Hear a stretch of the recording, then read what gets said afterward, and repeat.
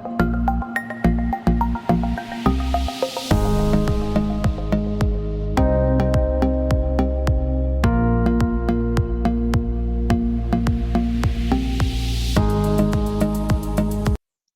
सभी का बहुत बहुत स्वागत और अभिनंदन। आप सबका बहुत बहुत धन्यवाद कि आपने वीडियोस देखे, सराहे और उन पर अपने कमेंट्स छोड़े। आज हम बात करने जा रहे हैं केतु पर। चतुर्थ भाव का केतु हमें क्या क्या सिखाता है। इससे पहले हम ये भी जाने कि केतु हमारे पूर्व जन्मों के कुछ हैबिट्स, कुछ पैटर्न्स हमारे साथ लेकर आता है, जिसके कारण हम वो चीज अपने जीवन में बहुत बचपन से ही देख सकते हैं। तो केतु चतुर्थ भाव में क्या क्या हमें दर्शाता है, क्या क्या दिखाता है। इस बात का हमें ज्ञात होना चाहिए कि केतु अध्यात्म की ओर हमें लेकर जाता ही है, लेकिन साथ ही संपदा, साथ ही बहुत सारा वैभव भी हमारे जीवन में केतु लाता है और दिखाता है। तो चतुर्थ भाव का केतु, इस विषय को आगे लेकर बढ़ने से पहले ये देखें कि चतुर्थ भाव हमें क्या क्या देता है, क्या क्या चतुर्थ भाव से हम देख सकते हैं। चतुर्थ भाव को हम मातृभाव, सुख भाव या बंधु भाव भी कहते हैं, और ये माता का और सुख का भी कारक है। चतुर्थ भाव के जो जिनको चतुर्थ भाव के कारक माने गए हैं, वे ग्रह हैं चंद्रमा, शुक्र, बुध, गुरु और मंगल। चंद्रमा हमारे मन का कारक है, माता का कारक है और हमारी संवेदनशीलता का कारक है। शुक्र वाहन सुख का प्रतिनिधित्व करता है और बुध हमारी बुद्धि को दर्शाता है, जो चतुर्थ भाव में प्रारंभिक शिक्षा से हम देख सकते हैं। गुरु हमारे जीवन में जो एक सिक्योरिटी या एक संपन्नता, जो हमारे घर से सुख, जो हमें घर से प्राप्त होता है, उसको दर्शाता है। और मंगल उस हमारे बिल्डिंग्स का या हमारे धरती आदि का कारक माना जाता है। जो हमारे शरीर के जो अंग हैं, जो चतुर्थ भाव से जुड़े हैं, वो हमारा हृदय है, फेफड़े हैं और टोटल चेस्ट की जो कैविटी होती है, वो हम चतुर्थ भाव से देखते हैं। जो समय हम निकाल सकते हैं, वो वृद्धावस्था जो है, वो चतुर्थ भाव से हम अच्छे से देख सकते हैं। माता पिता भी और हमारे समस्त परिवारजन, उनके बारे में हम चतुर्थ भाव से देख सकते हैं। मेंटल मेकअप यानी मानसिक हमारे किस तरह की मानसिक प्रक्रियाएं हैं, ये हम चतुर्थ भाव से देख सकते हैं। इसमें आता है हमारा, लोग यदि किसी का भी यदि बुध और चंद्रमा एक साथ बैठा हो और शनि राहु आदि से ग्रस्त हो, तो हम जानते हैं कि उनके अंदर डिप्रेशन आ सकता है। इसके विपरीत यदि किसी का चंद्रमा और बुध जो है वो शुक्र या गुरु से दृष्ट हो, तो हमें मालूम है कि ऐसे व्यक्ति हमेशा खुश रहते हैं और जीवन की हर कठिन परिस्थितियों को पार करने के लिए उनमें ये मनोबल रहता है।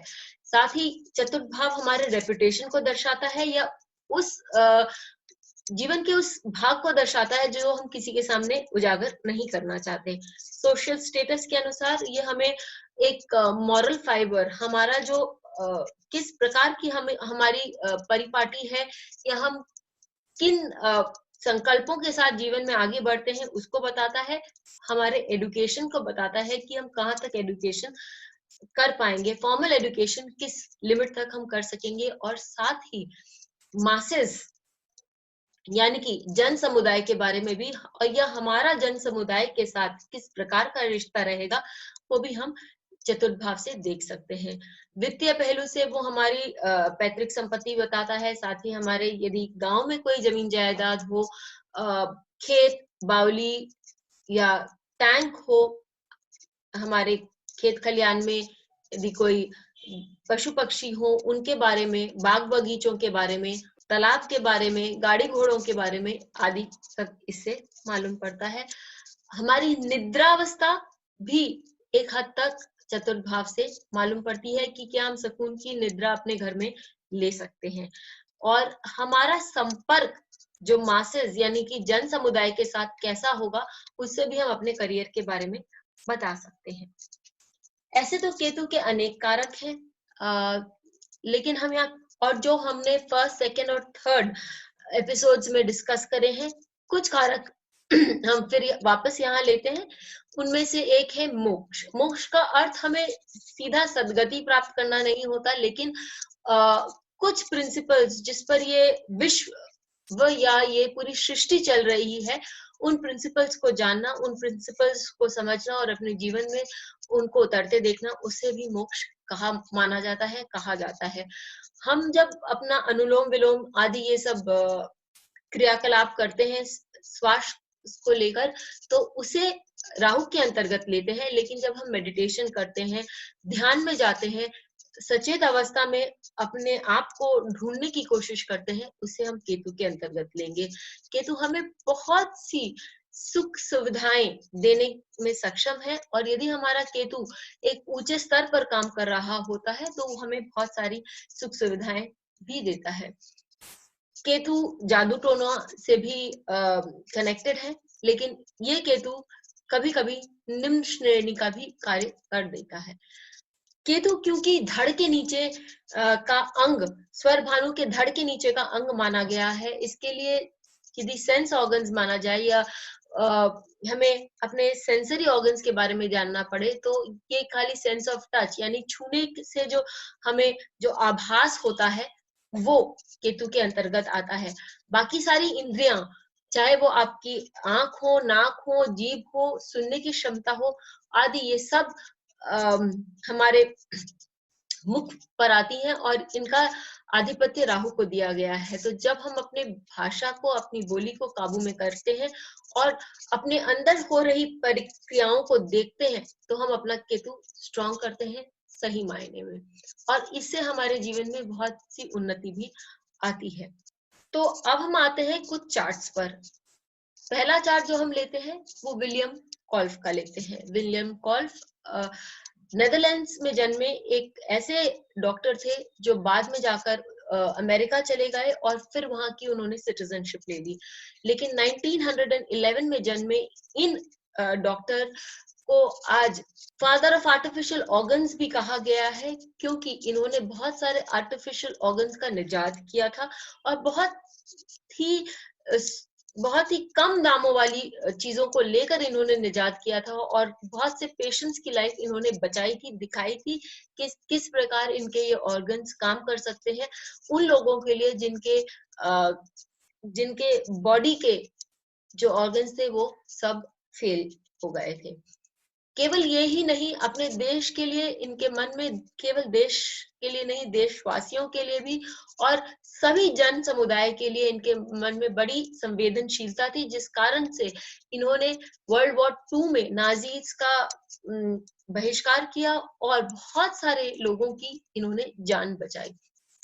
अपने किसी भी इन्वेंशन का इन्होंने पेटेंट नहीं किया, इस विषय से कि ये चाहते थे कि हर व्यक्ति एक सफल जीवन जिए और हर व्यक्ति एक खुशहाल जीवन जिए। राहुल द्रविड़ हमारे देश के पूर्व क्रिकेट कप्तान है और इन्हें हमारे देश में दीवार कहा जाता था। उस समय जब हमारा बहुत सी ऐसी पारियां जब कि देश हार की ओर, क्रिकेट वो मैच हार की ओर जा रहा होता था, द्रविड़ अपना पूरा ध्यान केंद्रित करके अपना दिमाग एकदम ठंडा रखते हुए गेम इस प्रकार खेलते थे कि हारी भी बारी हम जीत जाते थे। क्रिकेट में इंडिया जीत जाती थी।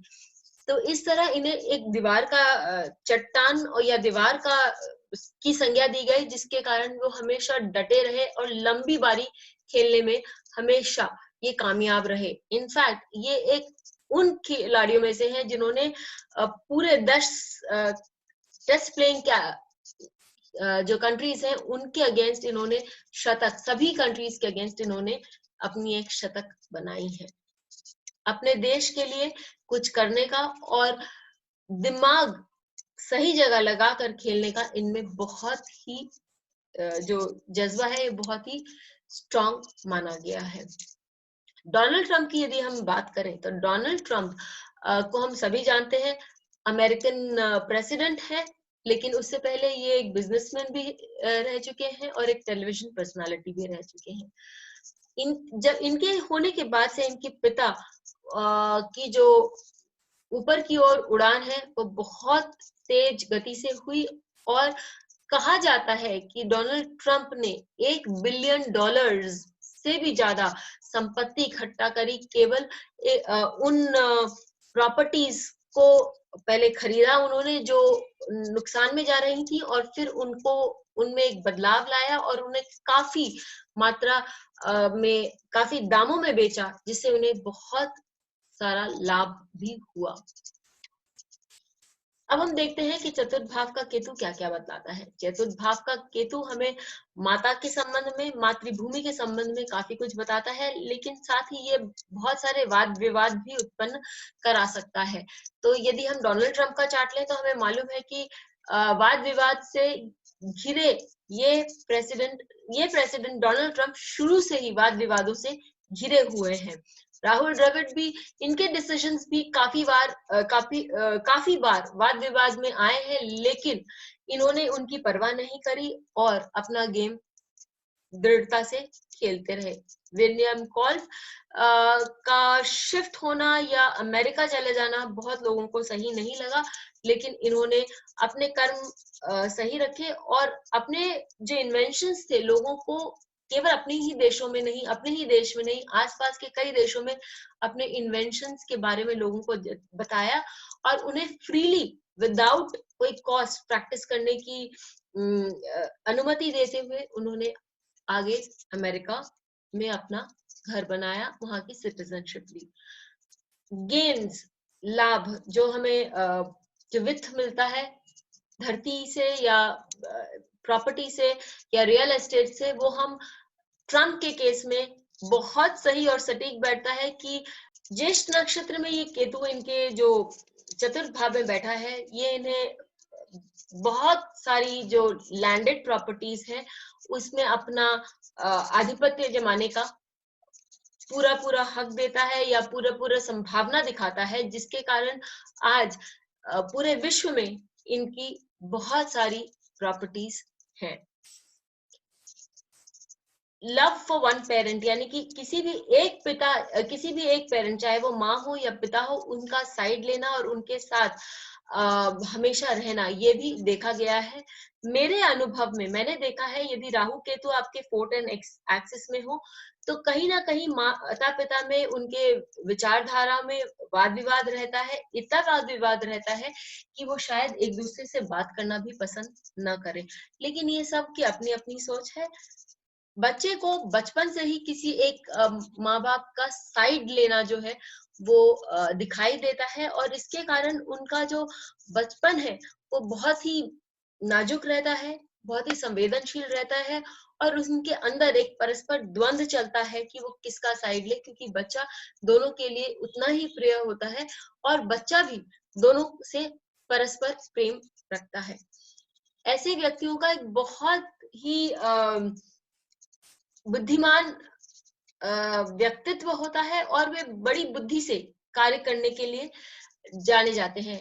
विलियम कॉल्फ ने भी जब वर्ल्ड वॉर 2 हुआ तो उन्होंने अपना जो है मानसिक संतुलन न खोते हुए और किस प्रकार लोगों को बचा सके, क्योंकि हमें ये भी नहीं भूलना चाहिए कि चतुर्थ भाव हमारे इमोशंस का भाव होता है, हमारे नाजुक जो मन की भावनाएं होती हैं उनका भाव होता है। तो इन्होंने अपनी भावनाओं पर को सही दिशा दी, लोगों की मदद करी और साथ ही अपना भी सही ढंग से बचाव किया। राहुल द्रविड़ भी कितने बार इन्होंने ऐसे डिसीजंस लिए जो लोगों को सही नहीं लगते थे गेम के दौरान, लेकिन उन डिसीजंस ने इन्हें सच्चे मायने में एक दृढ़ कैप्टन के रूप में प्रूव किया। ऐसे लोगों को अपने देशवासियों से और अपने घर परिवार से बहुत लगाव होता है और ये हम सब केसेस में ये चीज देख सकते हैं। लेकिन ऐसा भी देखा गया है कि ऐसे लोग अपने कर्म पूर्ण होने के बाद उस जगह से परिवर्तित हो जाते हैं या आगे बढ़ जाते हैं। चतुर्थ भाव का केतु हमें काफी सारी चीजों से अवगत कराता है, काफी सारी भावनाओं से हमारा मेल कराता है और हम जब उन भावनाओं को सटीक रूप से अपना सके, समझ सके, तो हम आगे बढ़ सकते हैं और अपने जीवन में और उन्नति प्राप्त कर सकते हैं। फिर मिलेंगे पंचम भाव के केतु के साथ, तब तक के लिए बहुत बहुत धन्यवाद।